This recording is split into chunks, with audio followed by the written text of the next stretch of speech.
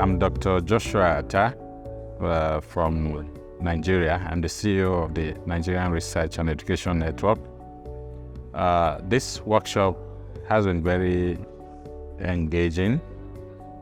We learned a lot, and we also had the opportunity to exchange ideas, interact with CEOs from other NRENs within the region. Okay, my name is Lucas Chigabatia. I'm the Chief Executive Officer of the Ghanaian Academic and Research Network. Okay, so this workshop has been an eye-opener.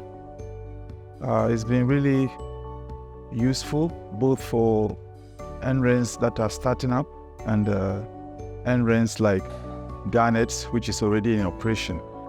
Mohamed Faal Zayad, je suis le directeur de système informatique au ministère de l'Enseignement supérieur et de la Recherche scientifique en Mauritanie.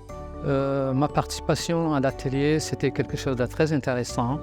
D'abord, je remercie WACREN parce qu'il nous a permis de se rencontrer face à face et travailler sur des choses qui nous intéressent vraiment, et des choses pratiques.